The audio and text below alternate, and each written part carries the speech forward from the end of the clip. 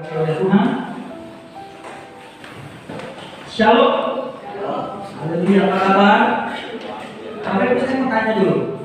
Yang tadi pagi hadir?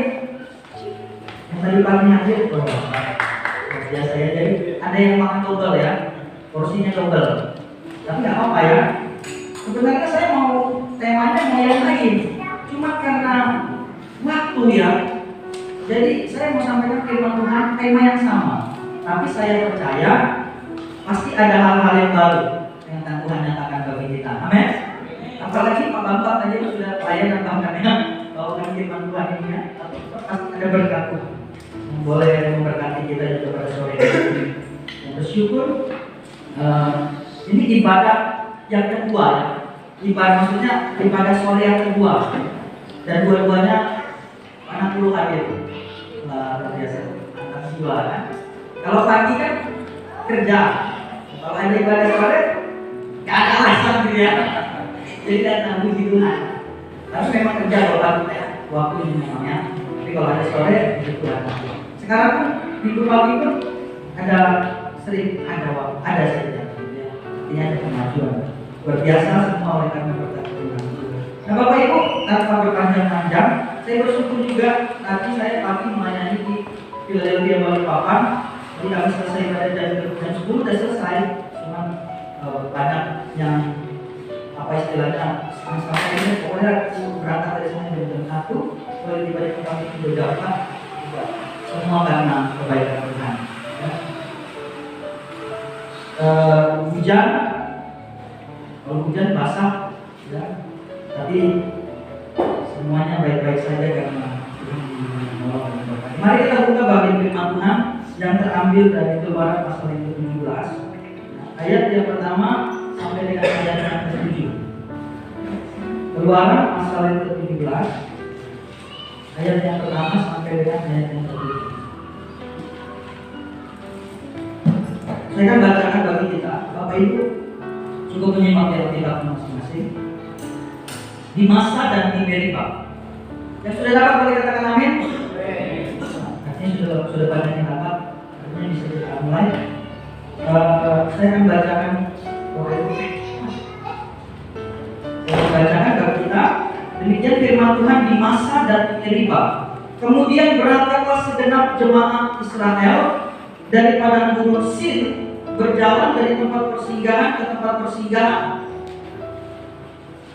sesuai dengan kitab Tuhan, lalu berkemahlah mereka di Rafidim. Tetapi di sana tidak ada air untuk diminum bangsa itu.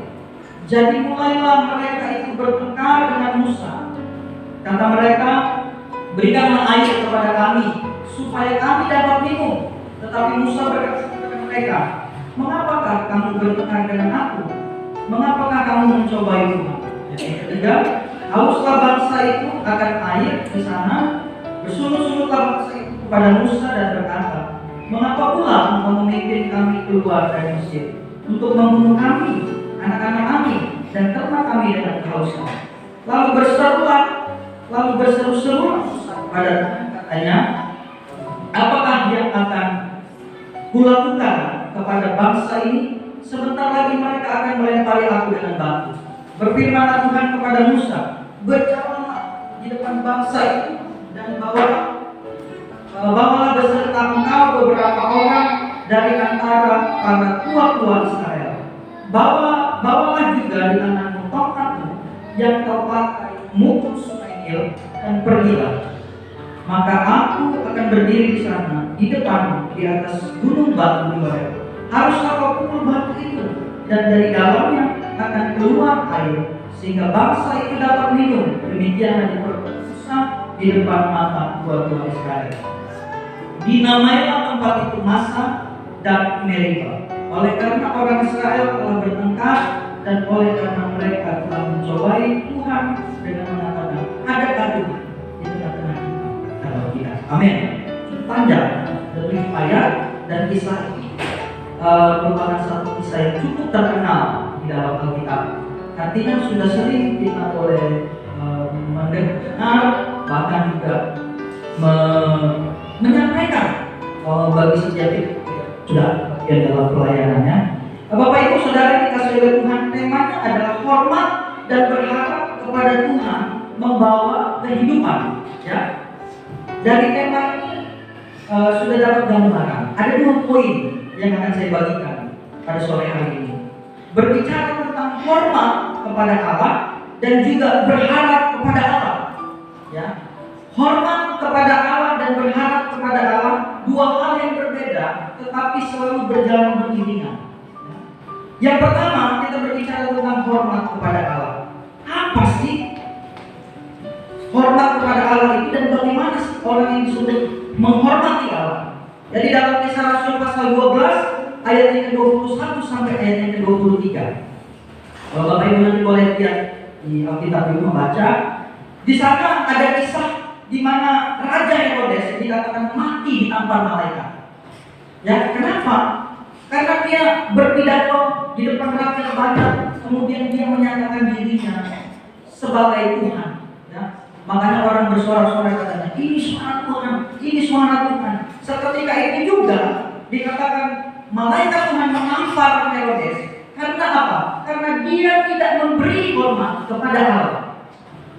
Ini penting bagi kita. Peristiwa itu bukan mencoba untuk menakut-nakuti kita, tetapi untuk menyadarkan kita bahwa sebagai orang percaya, sebagai orang yang mengakui bahwa Yesus Kristus adalah Tuhan dan Juru Selamat, itu harus dibarengi dengan sikap hormat kepada Tuhan di dalam menjalani hari lepas hari dalam kehidupan kita. Ya, karena apa? Karena ada begitu banyak orang yang mengaku dirinya sebagai orang percaya, tetapi dalam menjalani kehidupannya hari lepas hari, ya, dia tidak memiliki rasa hormat kepada Allah. Hilang rasa hormat kepada Allah. Di dalam 1 Samuel pasal 2 ayat yang ke-30 bagian B tadi yang saya bacakan. Ini kalau firman Tuhan, sebab siapa yang menghormati aku akan kuhormati, tetapi siapa yang menghina aku akan dipandang rendah. Aku di sini huruf besar. Ini berbicara tentang Tuhan. Artinya apa, saudara? Artinya barang siapa yang menaruh hormat kepada Tuhan, maka dia pun akan menerima hormatan. Amin. Setiap orang yang menaruh hormat kepada Tuhan, maka ia pun akan diberikan kehormatan. Bukan oleh manusia, tetapi oleh Tuhan sendiri. Bagaimana caranya? Tuhan punya banyak cara, 1001 cara untuk mengangkat setiap pribadi menjadi orang-orang yang dihormati. Ya. Hormat adalah satu sikap kita di hadapan Allah. Ya. Hormat itu adalah satu bentuk sikap. Kalau misalnya kita hormat, bendera begini. Tapi kalau kita hormat kepada orang, bagaimana? Hormat kepada orang artinya menunjukkan sikap menghargai, begitu ya. Menunjukkan sikap kita sangat istilahnya tidak memandang rendah, begitu. Maka dikatakan hormat adalah sebuah sikap kita di hadapan Allah. Nah, kalau kita berbicara tentang sikap di hadapan Allah, saudara, itu berbicara tentang seluruh aspek kehidupan kita. Kalau saya bilang di hadapan manusia, itu terbatas. Kalau berbicara di hadapan manusia, mungkin waktu ini kita berhadapan, saudara di hadapan saya di hadapan saudara.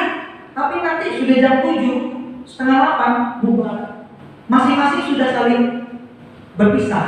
Tidak ada lagi saling berhadapan-hadapan. Tapi kalau dikatakan di hadapan Tuhan, itu kapan? Itu bukan hanya pada waktu saat ini, bukan hanya waktu kita di gereja, bukan hanya kita dalam persekutuan, tetapi setiap detik dalam hidup kita itu berbicara di hadapan Tuhan, saudara. Cuma banyak orang sekarang salah dalam berpikir. Mereka berpikir ketika mereka berhadapan Tuhan itu hanya pada waktu mereka beribadah, sehingga mereka menaruh rasa hormat. Tapi selesai ibadah, selesai persekutuan, selesai pelayanan, mereka berpikir bahwa mereka tidak lagi berhadapan dengan Tuhan, sehingga mereka kehilangan rasa hormat. Di ayat yang terakhir di bagian Keluaran tadi dikatakan, dinamailah tempat itu Masa dan Meriba, oleh karena orang Israel bertengkar dan oleh karena mereka telah mencobai Tuhan dengan mengatakan, adakah Tuhan di tengah-tengah kita atau tidak? Mereka tidak dapat menghormati Tuhan karena mereka tidak menyadari bahwa Tuhan hadir. Saudara dikasih oleh Tuhan, dimanapun kita berada, kapanpun itu waktunya, Kalau firman Tuhan bilang mata Tuhan ada di segala tempat, Dia menyaksikan. Artinya kita senantiasa berhadapan dengan Tuhan dimanapun kita berada. Oleh sebab itu, kalau orang yang menyadari ini, pasti dia punya sikap hormat kepada Tuhan. Dimanapun, di tempat kerja jangan kita pikirkan Tuhan tidak tahu. Tuhan tahu.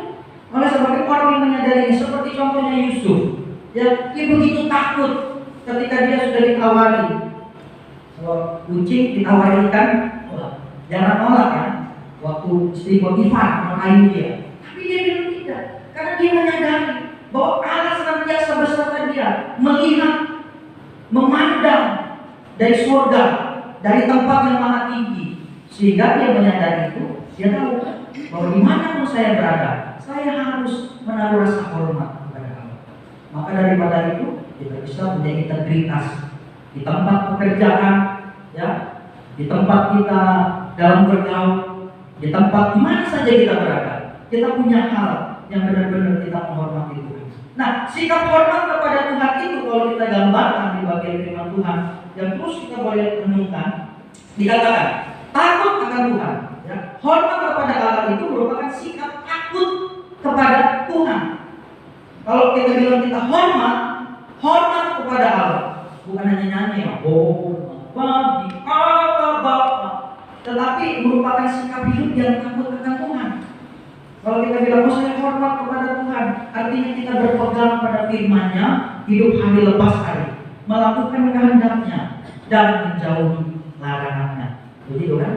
Kalau kita benar-benar hormat kepada Tuhan. Nah, bagaimana kita cara memperoleh itu, saudara? Supaya kita punya sikap hormat kepada Allah. Caranya adalah kita mesti mengenal Dia dengan baik. Di dalam Mazmur kita tadi, coba kita lihat. Mazmur pasal yang ke-95. Mazmur kita tadi ya. Mazmur pasal 95 dikatakan judul perikopnya hormatilah Tuhan dan taatilah Dia. Di ayat yang ketiga, sebab Tuhan, ya, sebab Tuhan adalah Allah yang besar dan Raja yang besar mengatasi segala Allah. Bahwa Tuhan itu adalah Allah yang besar, saudara. Dia adalah Allah yang layak untuk kita hormati. Dia Allah yang layak untuk senantiasa kita agungkan. Dia Raja yang besar, mengatasi segala Allah. Ya, bagian bumi yang paling dalam ada di tangannya. Puncak gunung-gunung pun kepunyaannya. Kepunyaannya lautan, Dialah yang menjadikannya. Dan darat, tangannya lah yang membentuknya. Maksudnya gini, saudara. Saudara, kalau mengenal Allah dengan baik, tahu siapa Dia, pasti kita nggak berani nggak hormat sama Dia. Saya punya pengalaman baru hari Kamis kemarin. Kami waktu mengunjungi Pak Sugeng, kami datang sekitar jam berapa ya? Kemarin jam 3, jam 4 lah. Kami datang, ternyata Pak Sugeng lagi bawa jalan-jalan sama Mas Benny sama pokoknya seluruh malam. Jadi nggak ada orang di rumah. Maksudnya keliling-keliling mungkin namanya sakit ya, jenuh di rumah, jadi dibawa sebentar aja. Terus kami tahu, Bu, di mana? Anak ini lagi dari bawa bapak jalan, tapi udah mau pulang. Oh ya, kami di rumah sudah ini. Kalau gitu kami tunggu ya, lama lagi kan? Enggak.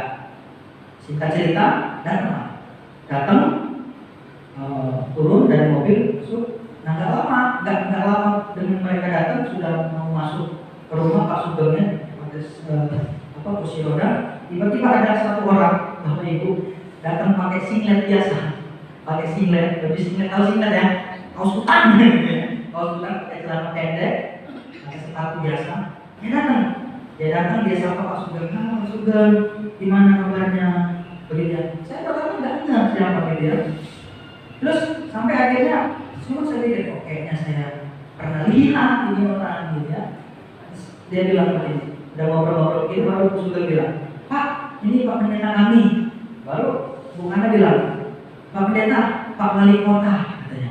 Kaget saya, pertama saya pikir orang siapa-siapa. Baru habis itu ya Pak.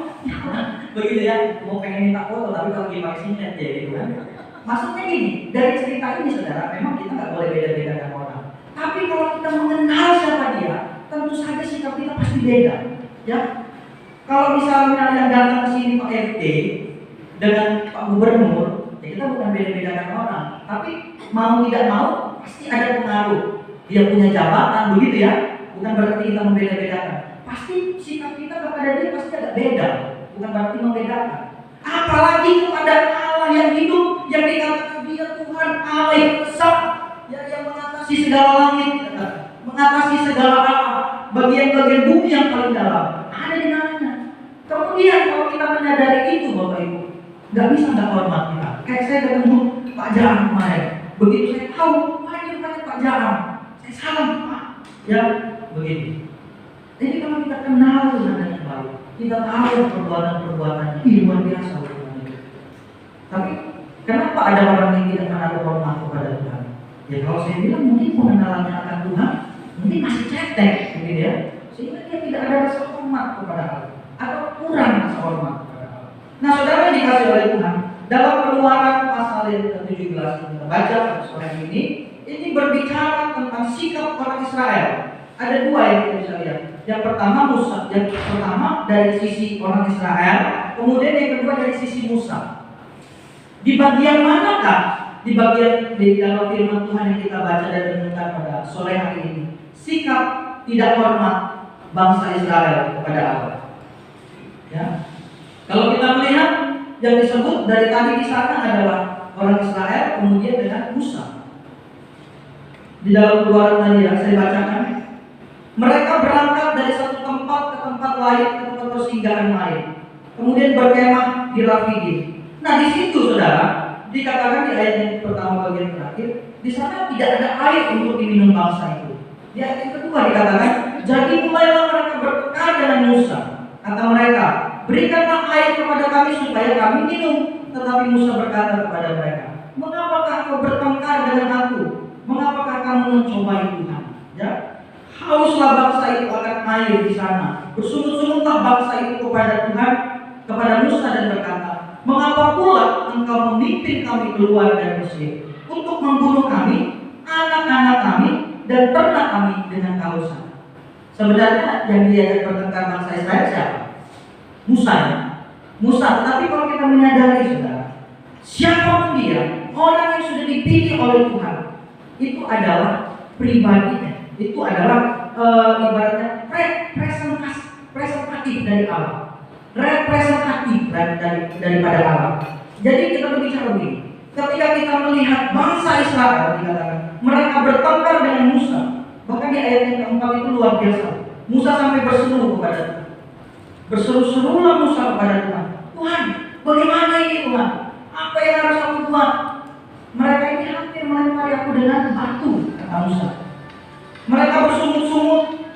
Bahkan kalau kita bisa melihat konteks sebelumnya, sudah coba lihat di pasal 16 ayat yang pertama sampai dengan ayat yang ketiga. Keluaran 16 ayat yang pertama sampai dengan ayat yang kedua saja. Ya. Setelah mereka berangkat dari Elim, tibalah segenap jemaah Israel di padang Gunung Sin yang terletak di antara Elim dan Gunung Sinai. Pada hari yang ke-15 bulan yang kedua, sejak mereka keluar dari tanah Mesir. Nah, di ayat yang kedua, di padang gurun itu bersungut-sungutlah segenap jemaah Israel kepada Musa dan Harun dan berkata kepada mereka, kalau kami mati tadi di tanah Mesir oleh tangan Tuhan ketika kami duduk menghadapi kuali berisi daging dan berisi roti sampai kenyang, sebab kamu membawa kami keluar ke padang gurun ini untuk membunuh seluruh jemaah ini dengan kelaparan. Jadi singkat cerita begini, bersungut-sungut, suka bertengkar, ya ini habit atau kebiasaan yang buruk dari bangsa Israel. Mereka lapar, mereka marah kepada Musa, tetapi sebenarnya bukan kepada Musa, kepada Allah, sebab Musa itu adalah perpanjangan tangan Allah. Sama seperti peristiwa ketika Samuel mengeluh ketika bangsa Israel minta raja. Kita ingatkan, sebenarnya mereka bukan tolak Samuel, tetapi mereka tolak Allah sendiri. Pun begitu dalam kisah ini. Kenapa bangsa Israel dikatakan tegar tengkuk? Maka dikatakan mereka tidak akan masuk dalam tempat perhentian. Saudara tahu nggak? Angkatan mereka ini hanya 2 orang yang masuk ke dalam tanah Kanaan. Selebihnya tidak. termasuk Musa pun tidak masuk sampai ke tanah Kanaan. Sebab apa? Sebab mereka dikatakan menunjukkan sikap yang tidak hormat kepada Allah melalui tidak hormat kepada pemimpin mereka, yaitu Musa. Ya. Makanya dikatakan mereka bertengkar, mereka bersungut-sungut, bahkan mereka hampir melempari Musa dengan batu. Ya, hampir membunuh. Bapak Ibu Saudara dikasih oleh Tuhan. Memang kalau kita melihat dalam kisah ini, pergumulan dan persoalan yang mereka alami ini merupakan persoalan yang pokok dalam kehidupan jasmani. Makan, minum, begitu ya. Nah, saya bilang begini, kadang-kadang ini menjadi alasan kita melakukan sesuatu, ya, 3H, halal, halal, hantam. Kita nggak mikir lagi tentang persoalan Tuhan, dosa-dosa gitu ya. Yang penting kayaknya ya, begitu ya. Urusan benar tidak, urusan belakangan, nggak peduli, nggak mau tahu tentang Tuhan. Yang penting melakukan saja. Ya, kadang-kadang persoalan seperti ini membuat seseorang, Bapak Ibu, mampu melakukan hal-hal yang di luar kehendak Tuhan, yang menunjukkan rasa tidak hormat kepada Tuhan. Persoalan makan minum, padahal Tuhan bilang jangan khawatir, ya, hidup aja yang benar, kerja yang baik, lakukan firman Tuhan, hidup takut akan Tuhan, hormati Dia dalam segala kehidupan kita, dalam setiap pekerjaan kita. Gak usah takut. Kalau saya nggak melakukan tipu sana tipu sini, kalau saya nggak ikut begini, maka nggak akan begini. Kita percaya Tuhan kan sudah janji. Jangan hendaknya kamu khawatir akan apapun juga, akan apa yang kamu makan, minum, pakai, ya, karena Tuhan berjanji. Filipi 4 ayat 19 berkata, Allahku akan memenuhi segala keperluanmu dan kebutuhanmu menurut kekayaan kemuliaan. Amin. Tidak usah takut, saudara. Kadang-kadang karena saking besarnya rasa takut, khawatir kita, ini yang membuat kita ambil keputusan, ambil tindakan yang di luar kehendak Tuhan. Sehingga ada rasa hormat kepada Tuhan. Tidak takut kita melakukan dosa, tidak takut kita melakukan hal yang tidak berkenan di hadapan Tuhan. Sampai mereka bertengkar dengan Musa. Nah, dari kisah ini kita juga belajar, saudara. Siapapun kita, dimanapun kita belajar menghargai pemimpin. Ya, sikap mereka tidak hormat kepada Musa sebagai pemimpin, ya, sebagai gembala yang ditunjuk oleh Tuhan, yang dipilih oleh Tuhan untuk memimpin mereka keluar dari Mesir, merupakan satu sikap tidak hormat yang dicatat Alkitab kepada Allah, begitu ya. Makanya kita bilang begini, kita mesti hormat siapapun dia, kepada siapapun. Mungkin secara manusia kita bisa menemukan kekurangan, kelemahan, kejelekan. Kalau tadi saya ngomong di balik papan enak, tapi kalau saya ngomong di sini karena saya sendiri pendetanya ada di mana gitu ya. Tapi harus disampaikan, karena setiap pendeta pasti punya kekurangan. Mau Pak Pendeta Samuel, Pak Pendeta Enos, Pak Pendeta Ernest, siapapun dia. Bahkan saya mau bilang, malaikat saja, kalau misalnya dikatakan malaikat saja pasti dia punya kekurangan, makanya dia bisa jatuh dalam dosa. Makanya malaikat bisa jadi jatuh kemudian jadi iblis. Itu kan malaikat yang jatuh dalam dosa. Yang nggak punya kekurangan dari Tuhan Allah sendiri. Ya, siapapun nanti misalnya ke depan, begitu ya. Atau kita mungkin di tempat pekerjaan, mungkin kadang-kadang kita nggak senang dengan pimpinan kita, bos kita. Tetapi tetap kalau kita belajar firman Tuhan, kita menunjukkan sikap hormat. Kalau ada yang nggak benar dikritisi, boleh nggak? Boleh, gitu. Tapi harus dengan hormat. Nah, saya mau angkat satu kasus yang baru-baru ini sedang viral ya. Nah, pasti tahu Bapak Ibu ya. Pendeta yang di Surabaya. Nah, yang di sini tahu ya? Nggak tahu ya? Nah, pendeta yang cabuli jemaatnya itu loh, yang sudah puluhan tahun loh. Sampai saya lihat baca itu di media sosial, ada yang komen begini, waduh, pendeta, memang benar sih. Kalau saya bilang begini, perbuatannya yang jelek, nggak bisa dibenarkan, betul ya? Saya bilang perbuatannya brengsek memang perbuatannya, tetapi pribadinya sebagai pribadi yang diurapi oleh Allah, itu jangan main-main, saudara. Tuhan yang berurusan dengan dia. Kalau kita mau ikut campur, justru kita yang repot. Nah, bagian. Sampai dia bilang begini, Pak, mungkin dia diurapi pakai minyak tanah itu, sampai jadi begitu. Kan banyak pasti kan pembelaan kan. Jangan ganggu, jangan jawab orang yang diurapi Tuhan. Dapat ada satu balas komentar. Apa yang diurapi? Diurapi pakai minyak tanah itu kan gitu ya. Pengurapannya bukan pakai minyak urapan, pakai minyak tanah katanya. Saking gedeknya dia melihat perilaku pendeta ini. Memang brengsek saudara, perbuatannya.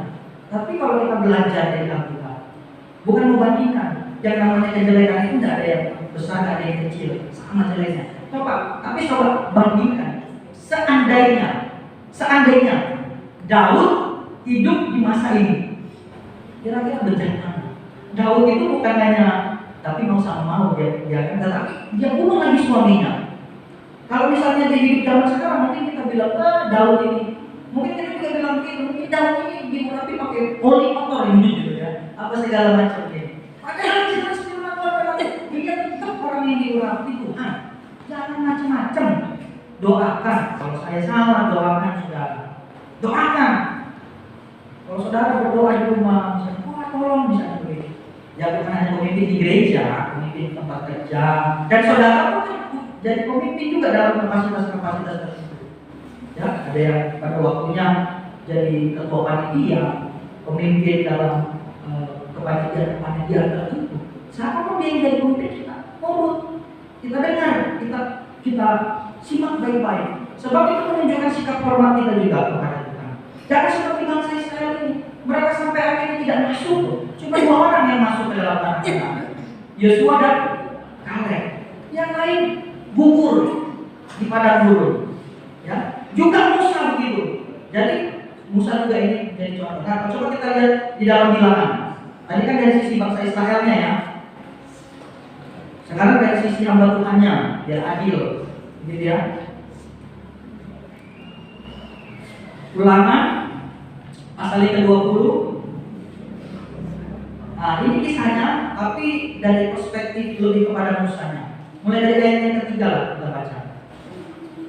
Bilangan pasal 20. Bilangan pasal 20.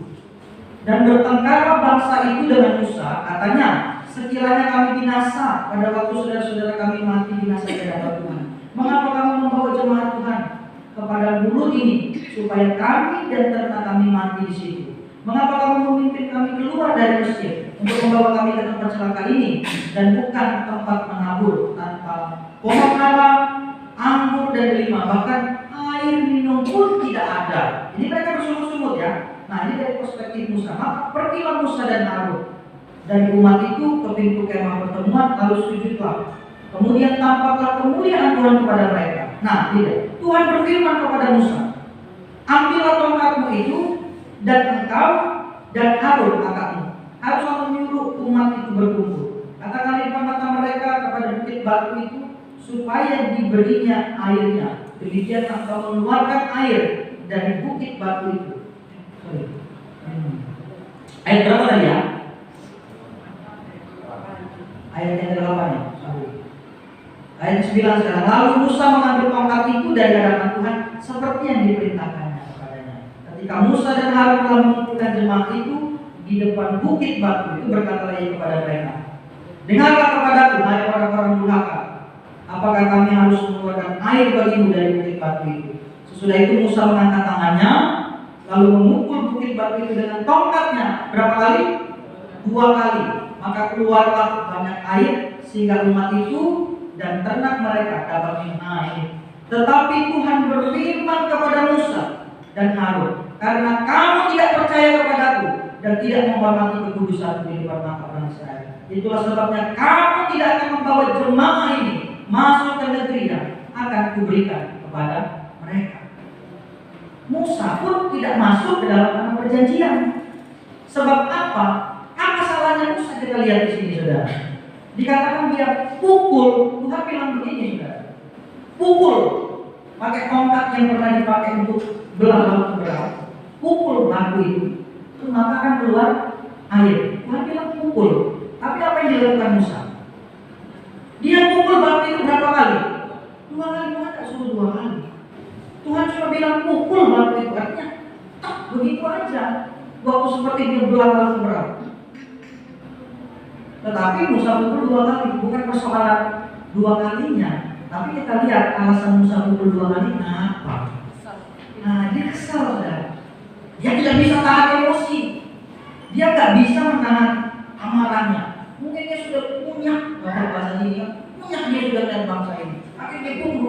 nih, minum nih, gitu kan. Nah ini pentingnya sebagai seorang pemimpin, nah ini kan pemimpin masa depan juga. Saya juga sebagai seorang gembala harus punya sabar yang panjang. Saudara juga, ya. Jadi sikap seperti ini kita perlu. Itu menunjukkan kita juga hormat kepada Tuhan. Nah, kemudian apa lagi? Ketika kita hormat kepada suami, istri kepada suami, suami kepada istri, itu juga merupakan sikap hormat kita kepada Allah. Kalau dalam konteks ini kepada pemimpin, kepada Musa juga menghargai, menghormati bangsa Israel ini. Jadi dalam rumah tangga kita juga begitu. Kemudian sebagai anak-anak muda, hormat kepada orang tua. Keluaran pasal 20, hormati ayahmu ibumu. Mungkin kadang-kadang orang tua kita itu bisa salah, saudara. Ya, saya berbicara sebagai seorang pendeta, juga sebagai seorang anak. Orang tua, ya kita harus akui tidak selalu benar dalam perjalanannya. Mungkin, tapi tidak punya hak kita, sangat-sangat tidak dibenarkan untuk kita kemudian konfrontasi dengan orang tua, melawan atau bagaimana.